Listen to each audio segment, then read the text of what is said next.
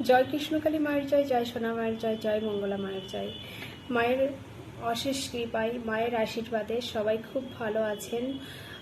আমিও খুব ভালো আছি মায়ের অশেষ কৃপায় এবং আপনাদের ভালোবাসায়।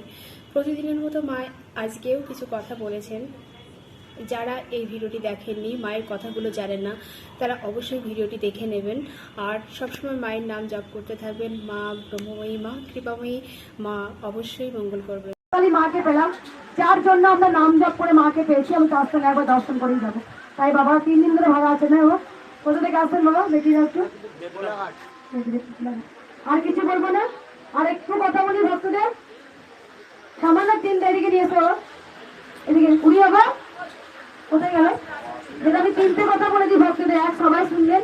সেখানে আপনারা কেউ তাড়াহুড়ো করবেন না। আমি জানি সবাই মায়ের কাছে উপকার পান, তারপরে আসেন, কেউ তাড়াহুড়ো করবেন না। এক হচ্ছে বলে দিই, একবার কপালে যারা 1 মাসের মধ্যে 30 দিনই আমরা সবাই চুপ করবেন। আমার কথা সবাই শুনতে পাচ্ছেন? আমার কথা সবাই শুনতে পাচ্ছেন? ইবশ্বরীর লাইন কি ঘুরে গেছে দিদি? আজকে লাইন ঘুরে গেছে, জাম হয়ে গেছে। আজকে মঙ্গলবার তো, পিছনে জায়গা পাওনি তোমরা মন্দিরের ভেতরে? বুঝতে পেরেছি, একটু ওয়েট করো বাবা, কষ্ট করো আমার জন্য।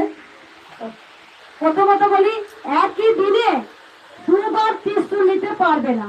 ধরো আজ নিলে কালকে নিতে পারবে, কাল নিলে পরশু, পরপর 30 দিনে নিতে পারবে, কিন্তু একই দিনে 2 বার নেবে না। কপালে ত্রিশূল, এখানে 13 বার 14 বার, মাসে 1 বার করে অনেক ভক্তরা আসেন, উপকার পান, ত্রিশূল থেকে নিয়ে যান। 13 বার 14 বার করে আসেন। আপনারা প্রত্যেক দিন ত্রিশূল ঠেকাতে পারবেন, কিন্তু একদিনে 2 বার নয়। প্রথম ত্রিশূলটা আপনাকে মন্ত্র বলেই যে কোনো জবা গাছ থেকে তুলে মায়ের নাম করে চিবিয়ে খেতে পারবেন।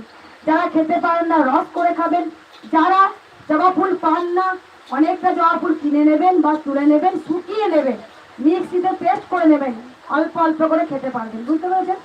যা নিয়ে যা যা বলবো করবেন। আমার 2টো কথা, এক হচ্ছে নাম জপ করতে হবে, আর 2 জবা ফুল।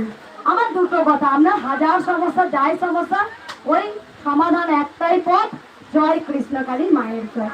এই মন্ত্র জপ করবেন সবাই, ঠিক আছে? আর কিছু বলবো না।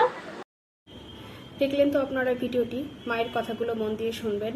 মা যেটা বলে সেটা অবশ্যই মেনে চলবেন।